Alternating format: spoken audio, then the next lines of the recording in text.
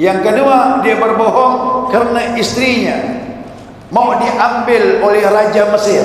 Raja Mesir itu senang dengan istri orang. Makanya kalau ada orang sekarang suka dengan istri orang, kena penyakit Raja Mesir, Pak.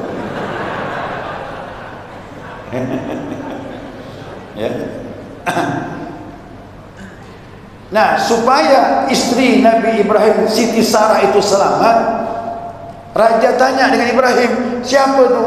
Ini adikku, dia bilang, bukan istriku. Dengan tujuan supaya selamat. Kok dibilang istri, dia ambil. Kau ceraikan dia, kawinkan dengan aku. Habis, raja Pak minta.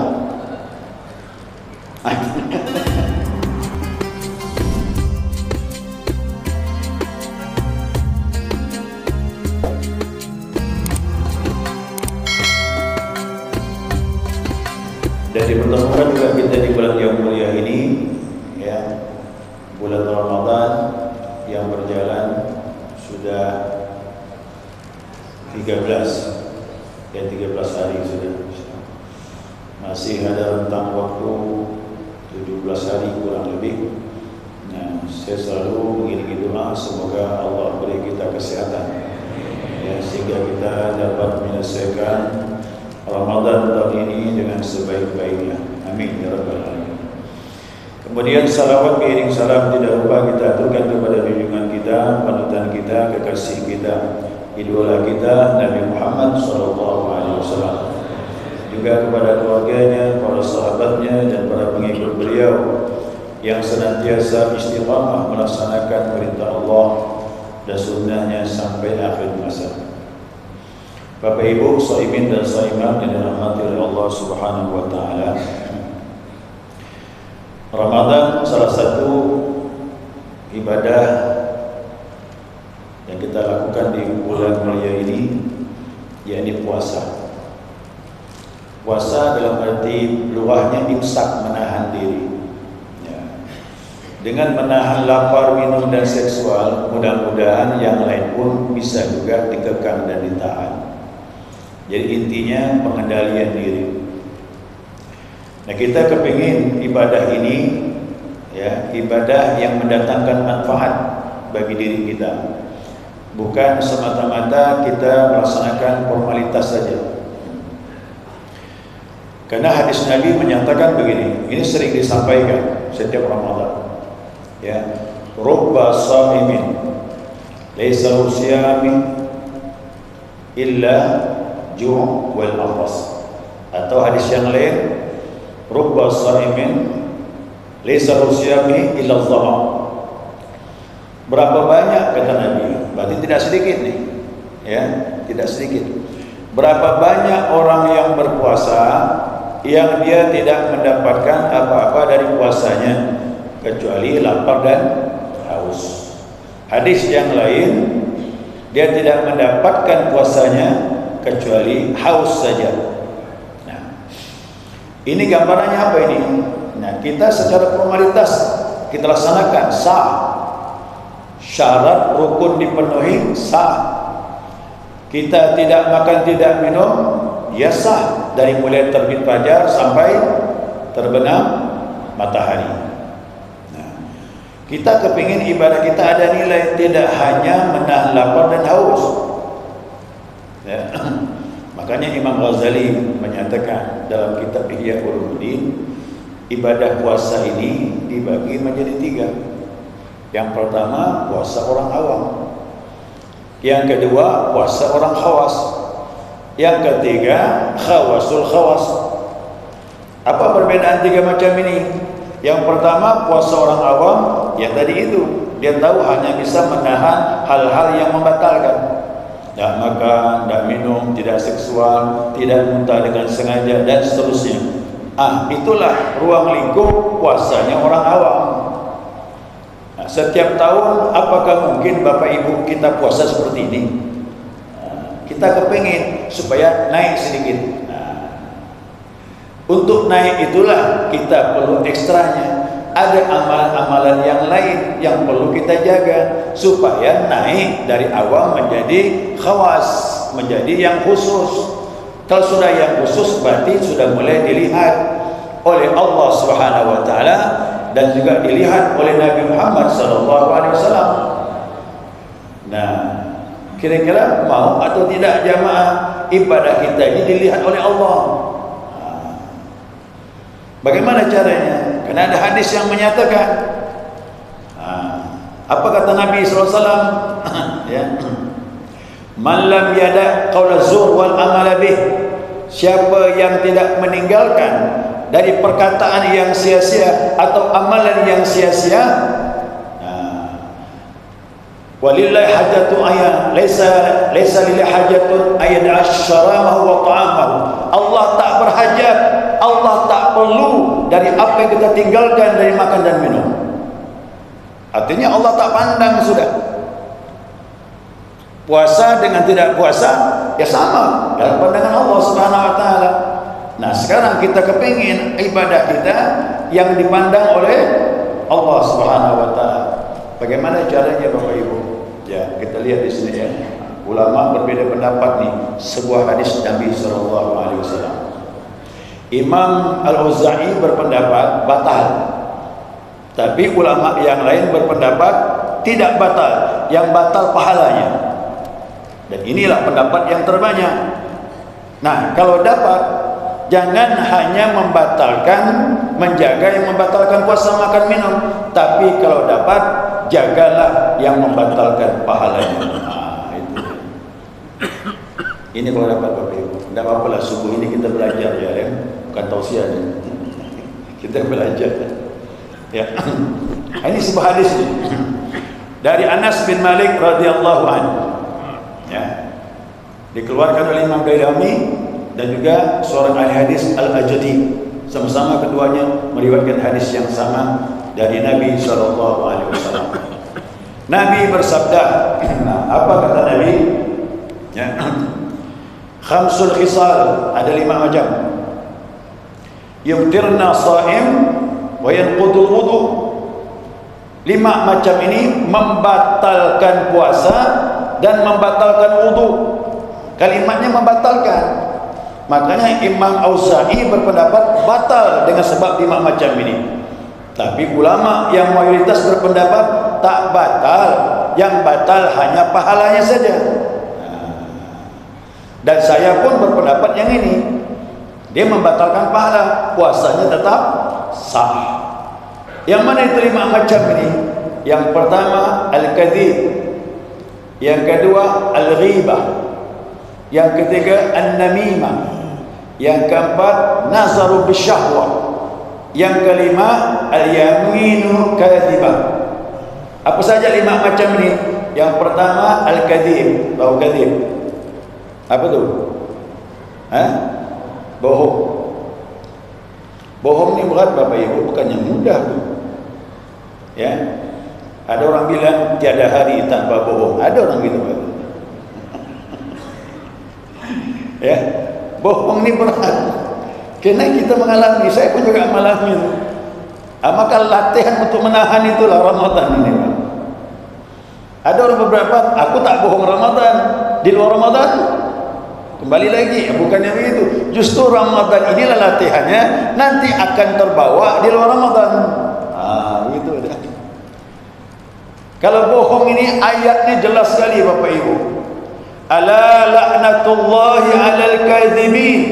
Ketahuilah Allah melaknat orang yang berdusta. Ini kalimat yang berat. Kalimat laknat ini paling berat. Tidak ada yang dilaknat makhluk kecuali syaitan dan iblis. Tapi orang-orang yang bohong masuk dia. Nah, sekarang saya beri pertanyaan gini. Saya juga merasakannya. Sakitnya hati ini. Coba Bapak Ibu merasakan kau dibohongi orang gimana? Sakit hati itu. Sakit itu. Cuma tak bisa diungkapkan. Kalau kita tahu orang bohong dengan kita, disitulah sakitnya hati itu. Nah, jadi gambarannya sama. Kalau kita tak senang dibohongi orang, maka jangan berbohong dengan orang lain. Cuma ini berat, bukannya nyaman nih Pak. Dulu pernah saya sampaikan, bahwasanya Nabi Ibrahim tak berani ngomong di hadapan Allah di hari kiamat gara-gara bohong 3 kali, Pak. Selama hidupnya cuma bohong 3 kali. Di hari kiamat tak bisa ngomong, Pak. Yang bisa ngomong hanya Nabi kita Muhammad sallallahu alaihi wasallam. Nah, berarti Rasulullah tak pernah bohong, Pak. Walau sekali Nabi tak pernah bohong. Bersih Nabi itu dari kesalahan. Makanya di hari kiamat Nabi yang ngomong di hadapan Allah. Nabi Adam diam dengan kesalahannya. Nabi Nuh diam dengan kesalahannya. Nabi Musa apakan lagi? Nabi Isa langsung, kau langsung kepada Muhammad sallallahu alaihi wasallam. Dia arahkan ke Nabi langsung. Cuma Nabi yang bisa ngomong. Nabi bersih. Makanya Nabi itu disebut Sayyidul Anbiya wal Mursalin, pemimpin Nabi dan Rasul, bersih, tak ada kesalahan, bohong pun tak pernah. Nah, cuma kita ini kan banyak bohong. Banyak ke sedikit? Nah, sama gak yang ngomong pun gitu kan. Cuma kita belajar kan. Kita belajar, kalau tak belajar tak tahu kan. Ternyata rusaknya amal juga banyak bohong. Jadi begini. Ya. Rasulullah tak pernah bohong, Nabi Ibrahim berbohong. Tapi bohong Nabi Ibrahim itu benar, tidak salah. Tapi bagi Nabi dianggap salah. Apa bohong Nabi Ibrahim? Yang pertama, Nabi Ibrahim bilang sama umatnya waktu itu, Allah tu sakit, jenguklah Allah. Jadi bohong jadinya. Bagaimana Allah bisa sakit? Didustakan oleh umatnya, itu pembohong, bukan seorang rasul. Masa Tuhan sakit? Dia salah paham. Bukan Allah itu sakit. Allah bilang, ada hambaku yang sakit, besuklah orang yang sakit, nanti kau dapatkan rahmatku di situ. Itu maksudnya. Cuma dia salah paham, tapi dianggap berbohong oleh Nabi Ibrahim karena dicap umatnya pembohong katanya. Yang kedua, dia berbohong karena istrinya mau diambil oleh Raja Mesir. Raja Mesir itu senang dengan istri orang. Makanya kalau ada orang sekarang suka dengan istri orang, kena penyakit Raja Mesir. Ya. Nah, supaya istri Nabi Ibrahim, Siti Sarah itu selamat, Raja tanya dengan Ibrahim, siapa tu? Ini adikku, dia bilang. Bukan istriku. Dengan tujuan supaya selamat. Kok dibilang istri, dia ambil. Kau ceraikan dia, kawinkan dengan aku. Habis. Raja Pak minta. Padahal boleh bohong itu Pak untuk menyelamatkan. Makanya ulama mengkaji dalam fikih itu, ada bohong yang diperbolehkan. Contohnya apa? Menyelamatkan nyawa seseorang, boleh kita bohong. Mempertemukan dua istri, istri dengan suami bertikai, kita berbohong untuk menenangkan kedua istri kembali, boleh. Itu ada pengecualian. Ada pengecualian. Nah, bohong Nabi Ibrahim yang ketiga, itu mengenai masalah berhala itu. Mengenai berhala itu. Nabi Ibrahim hancurkan berhala yang kecil, ditinggalkannya berhala yang besar. Bahkan diletakkannya kampak di tangan berhala yang besar. Tetap ketahuan Nabi Ibrahim. Dilaporkan dengan Raja Namrud. Raja Namrud panggil, Ibrahim, kau telah hancurkan untuk patung-patung yang kecil. Bukan. Siapa yang menghancurkannya? Tuh patung yang besar. Bahkan di tangannya masih ada kampak. Kau bohong dia. Oh dia. Benar, bohong, tak mungkin kan? Bagaimana mungkin berhala yang besar bisa menghancurkan berhala yang kecil? Kata Nabi Ibrahim, kalau kau percaya seperti itu, kenapa kau sembah? Dia bilang gitu. Ini kan teknis dakwah seorang Nabi. Dia kan fatanah, cerdas. Tapi bagi Nabi yang seperti ini dianggap bohong. Kalau kita bohong betul. Jadi siap-siap Bapak Ibu. Kalau Nabi Ibrahim bohong seperti itu tak bisa ngomong di hari kiamat, apalagi kita ini. Saya yakin kita menunduk nanti di hari kiamat. Nah, sekarang kita mulai belajar. Masuk Ramadan, belajar bagaimana bisa menahan ini. Belajar. Saya pun belajar juga. Ya, kadang-kadang saya istighfar di rumah. Kalau saya lagi ngantuk kuat, anak buka pintu, ada tamu datang.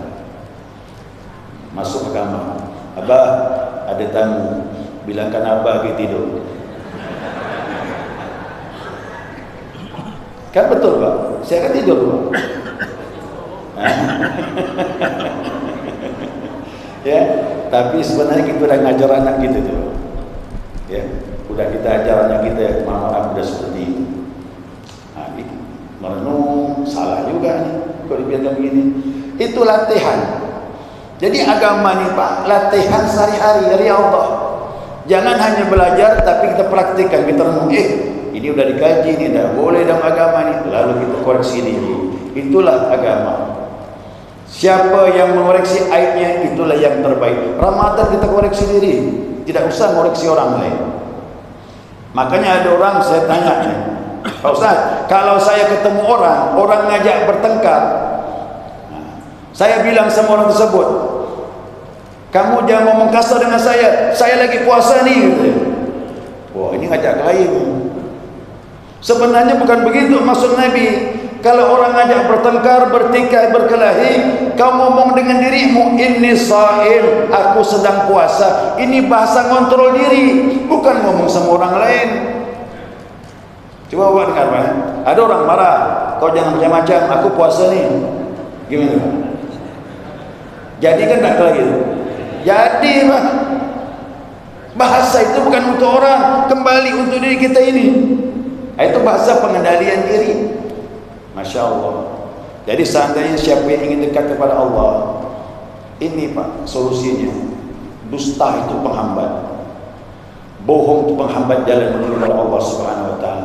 Saya sering sampaikan jamaah zikir, kita berzikir 1000 tahun, kalau masih bawa sifat bohong, tidak bisa dekat dengan Allah Subhanahu Wa Taala. Bagaimana Syekh Abdul Qadir Jailani waktu majlis taklim, orang tanya dengan beliau, ya Syekh, begitu mulianya engkau dengan Allah, dekat dengan Allah, dan yang hadir ini memuliakan engkau, bagaimana kau bisa mencapai derajat ini, bisa dekat dengan Allah dan dikagumi kemuliaanmu, bahasamu menyentuh hati, orang dekat kepadamu bisa dekat dengan Allah Subhanahu Wa Taala. Aku jalani jalanku ini dengan tidak berdusta. Aku jalani jalanku ini dengan tidak berdusta, maka dia menjadi wali Allah.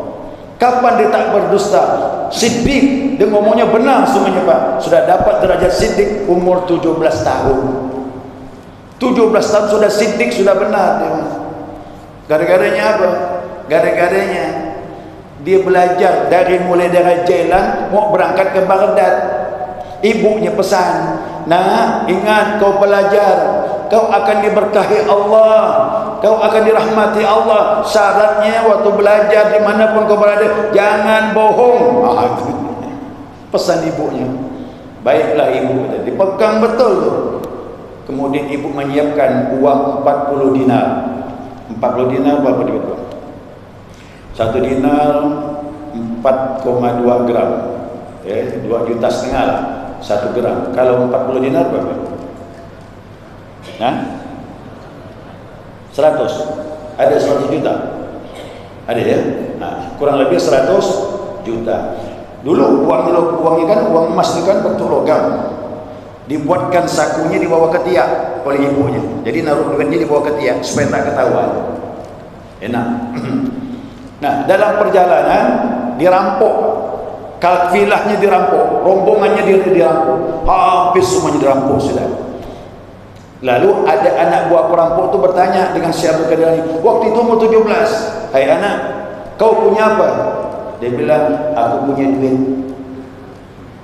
Berapa? 40 dinar. Terkejut tuh Bang. Banyak tuh. 100 juta banyak tak? Banyak. Di mana uangmu? Ya, bawa ketiak dia. Terkejut, tak percaya anak buah perampok itu. Dipanggil pimpinan. Bos, kata dia, nah, ada uang nih. Bos ini bahasa saya lah ya. Biar lebih mudah. Bos, ini dia bilang, ada pemuda bawa uang 40 dinar, 100 juta nilainya. Pimpinan pada datang, "Hai pemuda, mana uang?" "Ada." Tunjukkan 100 dinar. Keluar kan? Dia tanya pimpinan perampok, "Gimana kau bisa jujur seperti ini? Orang lain pada ketakutan menyembunyikan hartanya, kau malah mengeluarkan hartamu." Dia bilang, "Aku diajarkan ibuku tak boleh bohong. Ibuku pesan begitu dalam belajar mengkaji ilmu Allah, tak boleh bohong. Makanya aku sama engkau pun tak boleh bohong. Sama perampok tak mau bohong." Coba kita bahas sama perampok, ya kan? Kau dapat disembunyikan betul-betul. Nah, kata perampok itu bilang, pimpinannya, "Aku selama ini banyak berbohong dengan orang lain, tidak benar dengan Tuhan, berdusta dengan Tuhan, maksiat kepada Tuhan, tapi kau taat dengan ibumu," kata dia. "Kalau begitu, ini hari terakhir aku merampok," kata dia bilang. "Tinggalkan ya Pak, bawa aku, wahai pemuda, bawa belajar agama dengan Syekh Abdul Qadir Jailani. Umur 17 jadi guru, muridnya kepala perampok. Saya Pak 30 tahun saya ngajar ni dah. Hampir 25 tahun saya ngajar. Tak ada satu pun yang belajar kepala perampok. Orang baik-baik semua ni Pak yang belajar ni Pak." Nah, jadi kau mau tahu ulama begitu Pak, Bu. Ulama itu bengkel. Tidak hanya mengajar orang yang baik-baik saja, orang yang rusak pun diperbaiki. Itulah ulama. Ulama ikut siapa? Ikut Nabi Muhammad SAW. Umar itu kepalanya preman, bisa baik. Jadi sahabat tidak semuanya orang baik, banyak orang yang jahat menjadi kekasih Allah Subhanahu wa taala. Nah, ini gambarannya. Jadi capek kita ibadah ni, Pak. Saya tobat dengan Allah, ya Allah selama ini kosong ibadah saya, kerana mulut tak bisa jaga, Pak. Bohong. Sama anak bohong. Pesan sama anak bohong. Tapi Ramadan nyuruh kita belajar. Hanya belajar gitu. Mudah-mudahan puasa kita tidak sia-sia. Ya. Ini nanti saya ambil kesimpulan nanti kajian ini. Ada kesimpulan. Nah, yang kedua, kata Nabi yang merusak pahala puasa itu, kata Nabi, al-ghibah. Ini sampaikan ghibah itu apa? Menceritakan kekurangan orang lain. Dia tak berdosa, cuma ada kekurangan pada fisiknya, pada tabiatnya, kelakuannya. Itu yang diangkat. Kata Nabi, ribah lebih bahaya dari zina. Terkejut sahabat. Kenapa demikian ya Rasulullah? Kalau kau berzina, kau bertobat kedua-duanya bersama Allah, Allah ampunkan. Tapi kalau riba, bergantung orang yang kau ribahkan, sampai dia reda, baru Allah ampunkan dosa kau. Nah, ini yang beratnya. Jangankan bapak ibu, ini istri Nabi pun kena juga, tapi langsung dapat obatnya.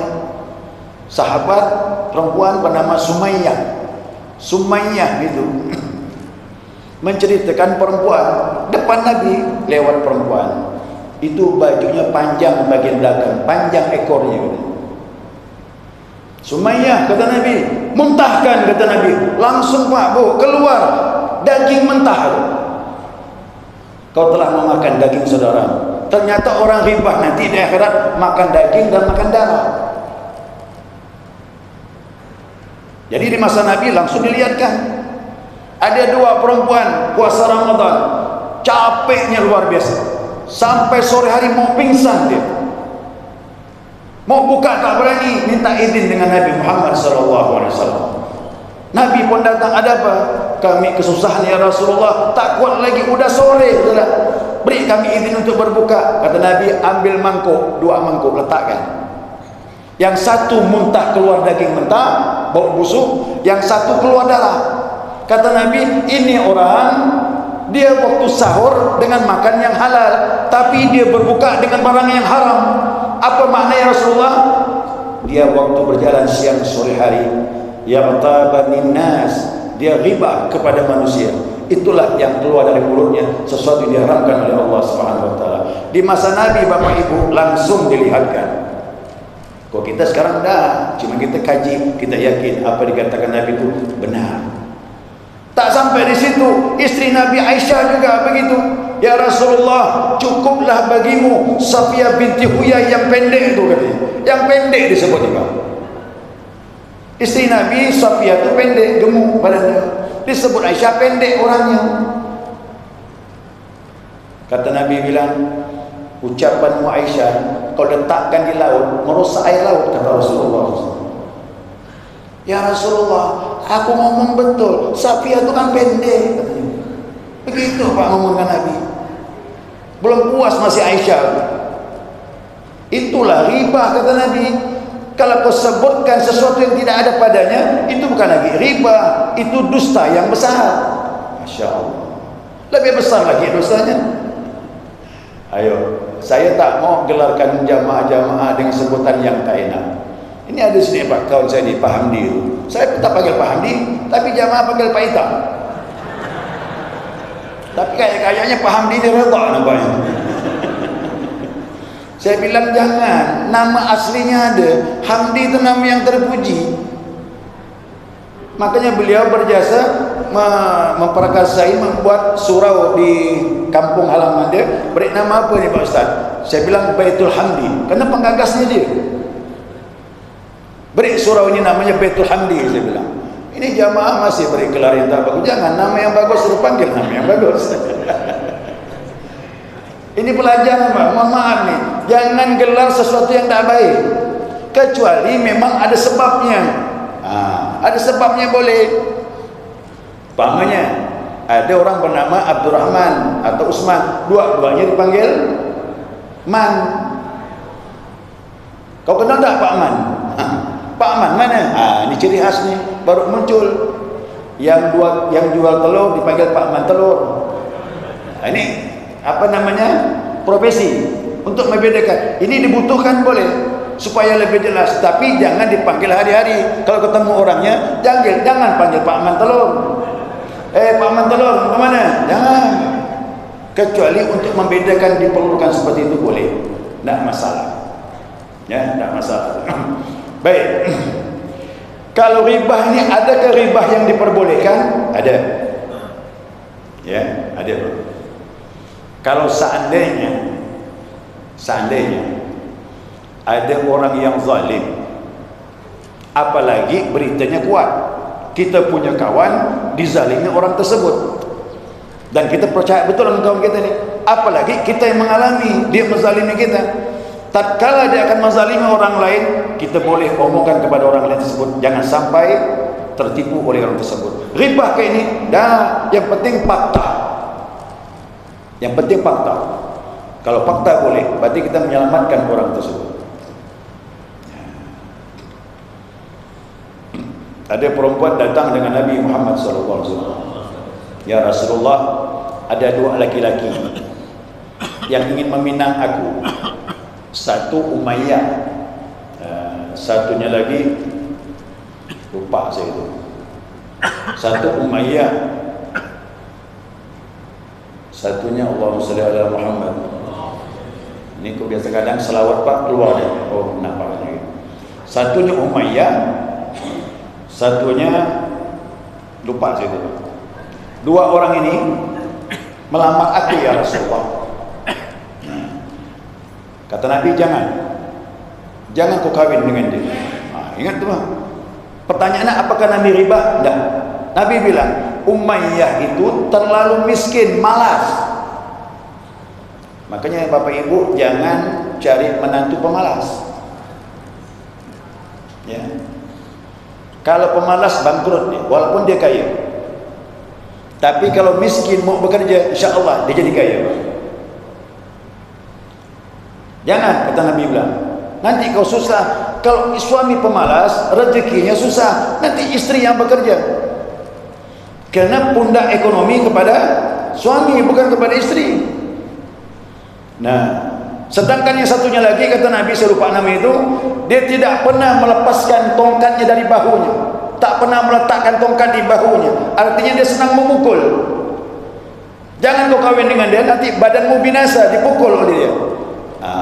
Makanya laki-laki hati-hati, tak disenangi oleh Rasulullah SAW yang suka mukul istri. Itu bukan laki-laki namanya. Itu perempuan, laki-laki tapi karakter perempuan. Berani cuma mukul istri. Kalau mau mukul preman di pasar, pukul lah. Dah tahu perempuan itu lemah, ya kan? Kita melindunginya, ini istri yang dipukul. Maka Nabi sangat mencela itu. Maka Nabi melarang, jangan kau kawin sama dia, kau nanti akan dipukulnya setiap hari. Kenapa Nabi ngomong gitu? Nabi diberitahu oleh Allah Subhanahu wa taala. Makanya Nabi itu muka syafa, Bapak Ibu, tembus pandang Nabi. Nah, mudah-mudahan Ramadan ini kita menjaga jangan sampai riba, menceritakan kekurangan orang lain, habis pahala.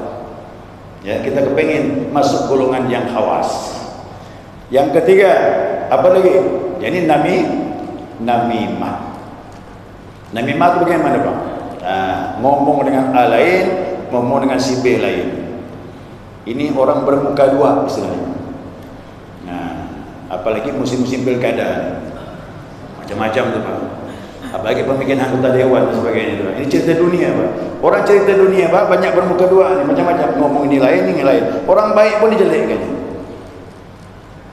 Contohnya Anies Baswedan, ya, Pak. Gimana? Macam mana? Ada tak yang jelekkan? Banyak, bahkan dicari-cari kejelekannya. Itulah, ini namanya namimah. Kata Nabi bilang, la yadkhul jannatan namam, tidak akan masuk surga orang yang namimah, bermuka dua, ngomong di ini lain, di ini lain. Tujuannya mengambil keuntungan, bahkan berbahaya, bisa fatal. Ini ada kisah dalam kitab. Kisahnya begini. Ada hamba sahaya dahulu, kata Nabi. Nah, dia mempunyai penyakit namimah ini. Dijuallah di pasar.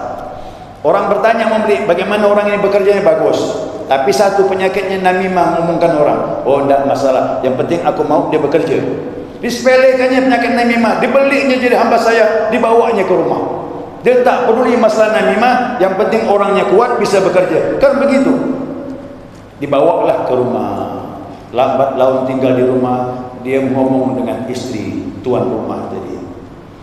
Bu, kau tahu enggak? Suamimu aku dengar mau kawin lagi. Perempuan dengan suami mau kawin, udah, Pak, berdiri kupingnya tu. Nah, ya, sampai jadi mayat pun masih cemburu, Pak. Perempuan jadi mayat. Suami duduk ngomong sama tukang mandi. Aku susah ditinggalkan istri aku. Tak payah, kata tukang mandi. Setelah ini kau kawin lagi. Mayat bangun. Hah? Apa kata kau? Nah, itu mayat. Ini cerita Jawa.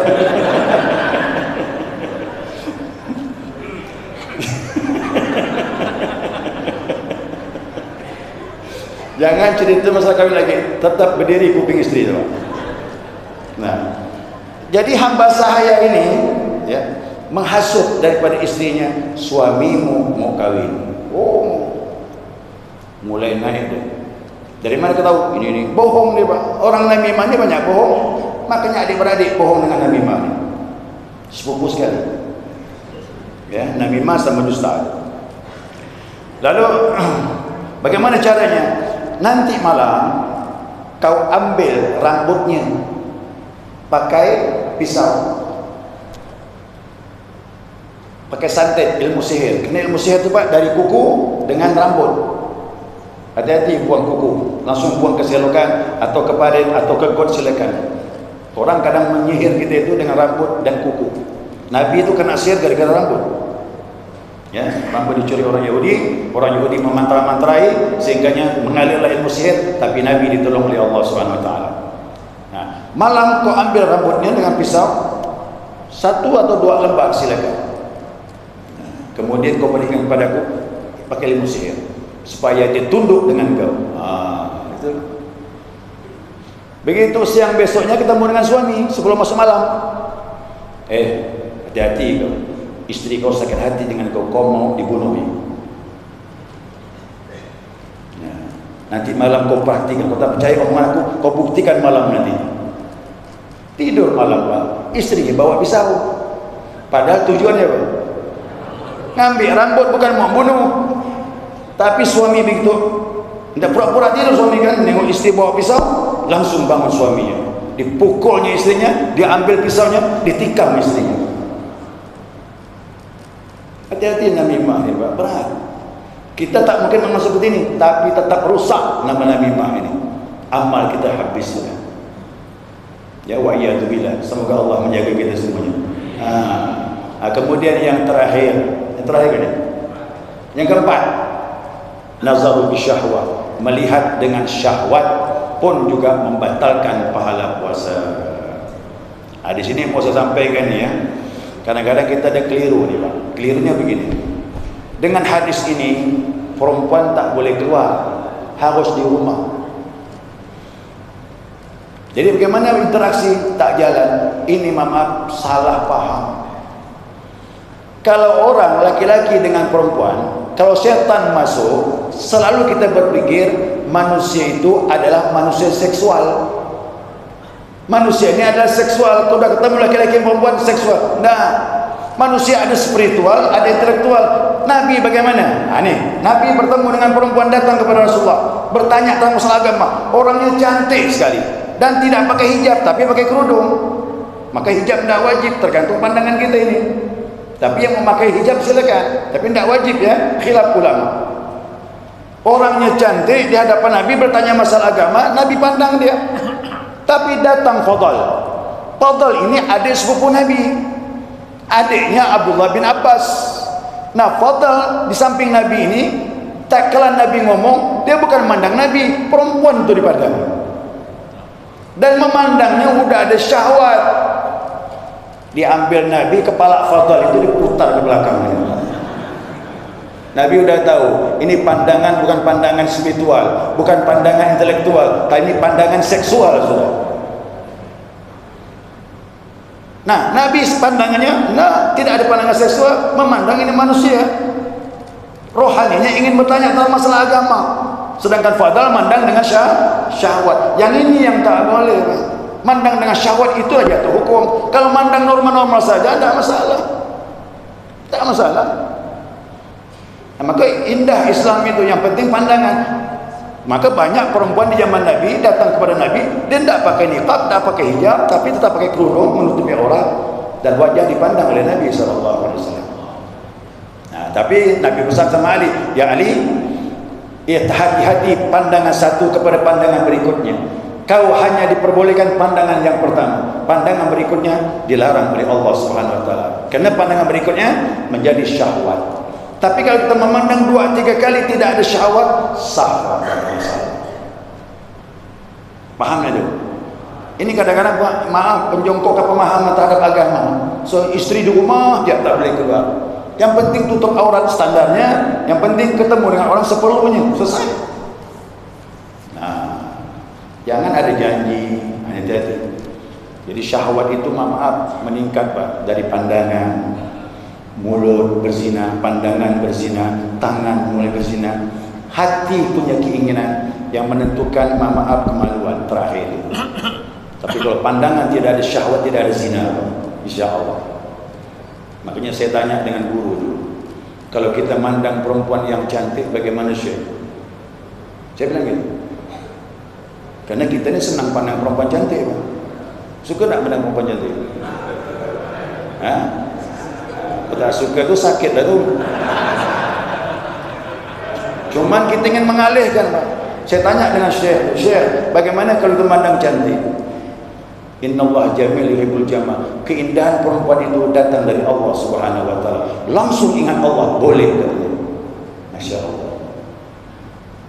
Maaf, Nabi pernah memandang, aku melihat Tuhan dalam sosok seorang pemuda yang tampan, kata Rasulullah Sallallahu Alaihi Wasallam. Orang dekat sama Allah, Bapak Ibu, apa yang dipandang itu kembali kepada Allah semuanya. Kerana manusia ini semuanya ada af'alullah, perbuatan Allah, penciptaan Allah, nama-nama Allah, sifat-sifat Allah yang muncul di muka bumi ini. Kalau orang dekat sama Allah, apalagi Nabi Muhammad Sallallahu Alaihi Wasallam. Ya, mudah-mudahan kalau terjadi cepat Pak redupkan pandang, kau ada syahwat. Dulu saya ingat interaktif di TV. Masih TVRI itu ada interaktif tanya jawab. Yang bertanya itu narasumber dari Manado. Pak Ustadz, dia bilang, Ini saya ingat masih, sudah lama. Saya belum kahwin waktu itu, terakhir. Saya dari Manado, Pak Ustaz. Ya, ada apa? Di Manado ini banyak bupati, Pak Ustaz. Bupati cuma satu orang, lain Pak. Di sini Manado banyak bupati. Apa maksud kau ini, kata Ustaz? Di sini banyak bupati alias buka paha tinggi-tinggi gitu. Oh, bagaimana puasa kami ini, Pak Ustaz? Dia bilang itu. Disitulah semakin banyak godaan. Kalau kau bisa menundukkan pandanganmu, mengendalikan diri, pahalamu semakin besar. Jadi orang taat sama Allah di tempat maksiat, pahalanya besar, Pak. Cuma perjuangannya berat. Ya, perjuangannya berat. Tapi sekarang ini tidak di Manado, Pak. Di kamar kita pun ada syahwat. Tinggal buka HP ya. Ada tak? Ada, tinggal buka HP ya. Orang tak tahu. Yang tahu hanya Allah yang tahu. Apa kau buka ni, kata Allah? Aurat. Apa kau buka? Kepingin.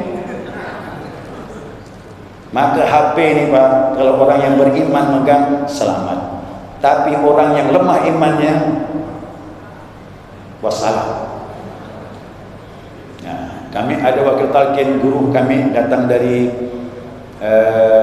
Sabah. Ustaz mana? Saya tanya sesuatu hal, dibuka HP, ini ada semuanya di sini. Masalah agama, Pak, sudah disimpan di HP itu data-datanya. Masya Allah. Kamu tahu, kata dia bilang, ini HP bisa mengantarkan kamu ke surga kalau ada iman dan ambil yang bermanfaat, katanya. Tapi HP ini juga bisa bawa kamu ke neraka Jahannam kalau kamu buka hal-hal yang merusak iman. Begitu dia bilang. Makanya kadang-kadang sulit, Pak, masalah HP ini. Makanya kuatkan iman, mantapkan akidah, laksanakan puasa Ramadan. Semoga Allah selamatkan ya ibadah kita kepada Allah Subhanahu wa taala, insyaallah. Dan yang terakhir, ya ini yaminul kadhibah, sumpah palsu. Sumpah palsu ni, Pak, orang suka bersumpah demi Allah tidak ada, padahal ada dilakukan. Apalagi sumpah di pengadilan, Allah, bohong pula. Ini hukumnya dosa besar, tetapi merusak ibadah. Nah, makanya sumpah palsu ini, mohon maaf, siapa yang melakukannya, tobatlah kepada Allah. Yang kedua, beri makan orang miskin 10 orang atau beri pakaian 10 orang. Yang ketiga, kalau tak mampu, puasa 3 hari berturut-turut. Saya punya kawan di Jakarta, dia selingkuh dengan perempuan. Tatkala istri tanya, ada selingkuh ke abang ni? Tak ada, kata dia. Sumpah, kata dia. Dia pun nyebutlah, istri suruh sumpah, demi Allah tak ada, dek, kata dia. Padahal hati-hati, bang, ya. Sudah sumpah sebut nama Allah, kalau kau buat, kata dia, aku tak reda dunia akhirat, kata dia. Dan Allah pun tak reda. Oh, goncang, wah. Tak malam tak tidur. Besok pagi telefon saya. Nah, kawan saya, kawan main dulu, kena tugas Jakarta dari jabatan. Macam mana ni, Beb? Anak ni dah bohong ni, mesti bersumpah pula. Saya bilang, jangan main sumpah. Kalau kau bawa nama Allah, kualat. Bilang ya ada. Oh, pasti marah dia. Mau dia apa kan lah? Mau dia apa kan? Tak masalah sudah. Cuma kalau kau bilang tak, tak masalah. Jangan bawa nama Allah. Kalau kau bawa nama Allah, jatuh hukum. Gimana nih? Beri makan 10 fakir miskin. Oh, mudah, kata dia. Dia banyak duit. Mudah, kata dia. Langsung sedekah dia. Lebihkan lagi sedekah dulu. 100 orang bisa aku beri makan, kata dia. Tapi tobat, jangan lupa. Saya bilang tobat kepada Allah Subhanahu wa taala. Ya, setelah tobat selesai, bayar kafarah yang tadi, beri makan fakir miskin, selesai. Ini, Pak, kalau terjadi di bulan Ramadan, habis itu pahala itu.